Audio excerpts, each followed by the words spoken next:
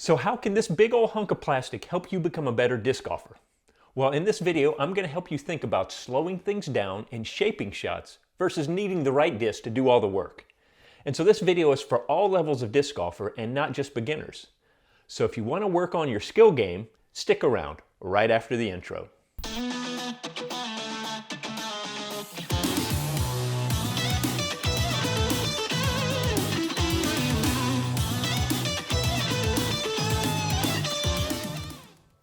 So I would like to suggest that you play a few rounds with only a regular Frisbee. Why would you do that, Pete? Well, I'm glad you asked, random internet person. A big fat Frisbee will help you learn a lot more about shot shaping and angle control as well as course management. Beginners will be able to see the flight lines more clearly since the disc moves slower, and experienced players can't be so serious when they're throwing a big old lid, which can help them slow down and think about course management and playing smart and within themselves. And maybe, just maybe, have a little fun along the way. Okay, here's my thought point for this video. When you limit your options, you increase your learning potential. Now, I'm going to expand on this concept in just a minute, but first I need to ask you a few questions. Are you a prisoner of your bag? Do you worry about not having the right disc, so you overstuff your bag? And would you feel lost if you lost your favorite disc? Are you always chasing after that magic disc that will make you a better player? Well, if you answered yes, then join the club with the majority of folks out there on the course. Besides foam turd, fear of missing the right disc, we simply love gear and tend to think that more gear is better, right? This is also fed by the desire to look legit by having the coolest bag stuffed with the newest plastic, which will help show that we are serious Frisbee players to complete strangers out in the park. This results in us hauling around 70-pound packs that a Navy SEAL would start to question. And that is before we even add our choice of liquids. I can almost guarantee you that a bunch of the discs in most bags are there for one particular shot, or just in case. Oh, this disc, I used this on hole number 17 at Inverness because it has the perfect flight for that right side pin placement. I understand the concept and I applaud the diligence in knowing your discs. Make sure to be on the lookout for an upcoming video about knowing and learning your discs. But I feel like there is becoming more and more of an influence in relying on the perfect disc.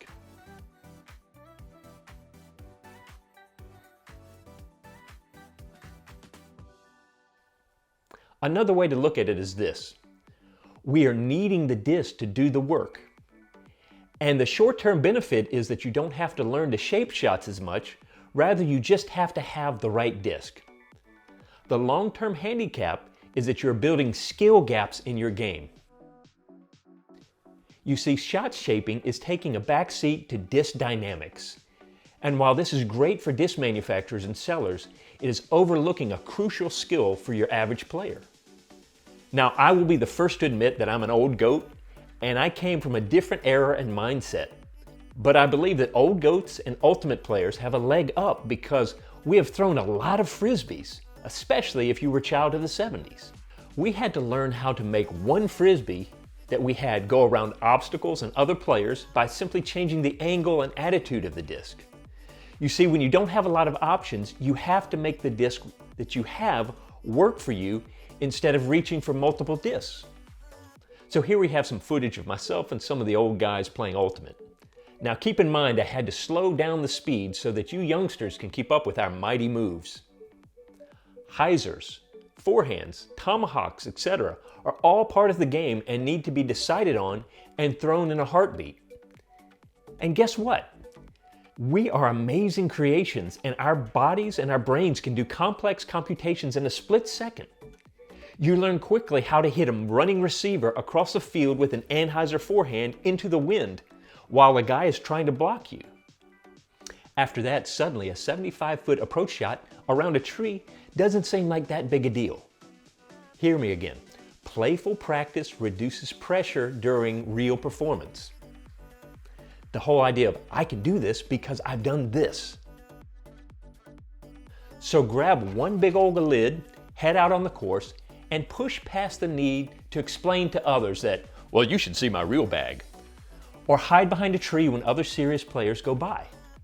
There is a cost to training and getting better, and sometimes it is looking goofy or not as all together as you try to pretend you are out on the course.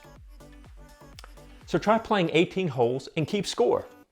You'll probably average at least an extra shot or two every hole. But don't set high expectations, because now you have a starting point and a score to beat. Next time out, try to knock off 2 strokes aside.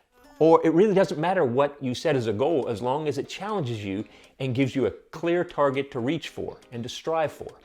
I guarantee you will start thinking smarter about how you are throwing and also how to play the holes.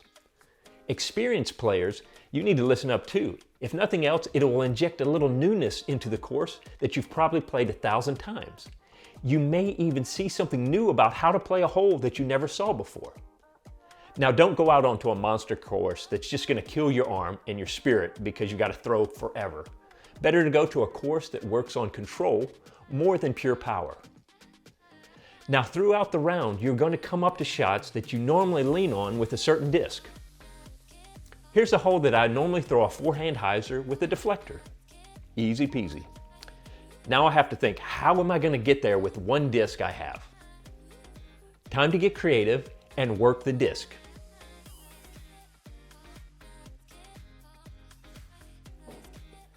How about a roller? Or on some holes, I might actually have to slow down and admit that I can't make it in one single shot, and I'm going to have to take 2 shots to get there. This is teaching you course management, patience, and playing within yourself. This will also help you because it will give you instant feedback and help show whether or not you're throwing straight or hitting your lines consistently. In the beginning, just like any training, it will be frustrating and disheartening as you total up your strokes and you can't throw as far. But the good stuff will happen over time. The more you invest in this type of training, the more motivation you will hopefully see as your score drops and your skill level increases. So for all experience levels, you can really ratchet this up and have more fun by simply challenging a friend. Y'all could have a regular One Disc Monday or an Ultra Star Tuesday and see how your shot shaping is progressing naturally over a period of time. This adds new challenges and fun competition to keep us motivated and our learning receptors engaged.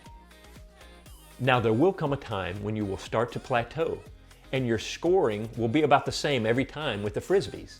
And that's what you want, because that's probably a good indicator that you're ready to switch from the Frisbees over to putters or mid-ranges for one disc rounds. You see, now you've set the base, and now they won't fly quite the same, but the concepts are stackable, and you will now have a new set of challenges to move you forward. The key here is to build your disc knowledge and give your brain and your body muscle memories of success. Learn the feeling of consistently throwing good op shots and turnover backhands and other shots that you had with the Frisbee and transfer those to your one disc rounds. You want some more encouragement? Well, how about this?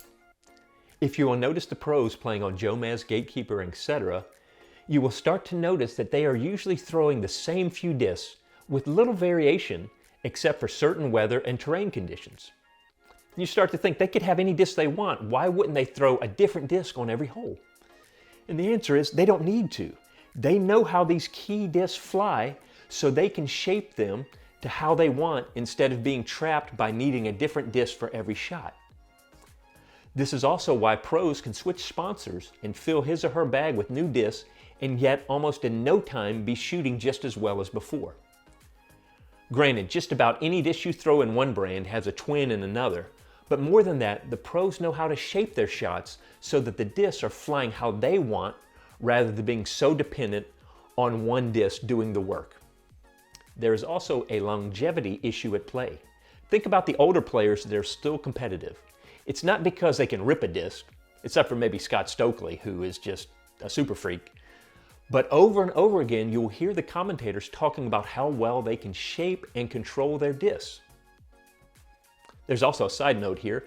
They often usually lean on a lot of mid-ranges and putters to have more control to shape their shots, just like an Ultra Star. So unless you're a teenager getting ready to hit the Pro Tour, you're probably going to be playing a lot more local tournaments for years to come. So learning how to shape your shots is going to pay dividends for a lifetime. Now there is one caveat that can be discussed more at length in another video. If you have a tendency to throw nose up, then you will want to eventually switch to sharper edge discs to practice keeping the nose down.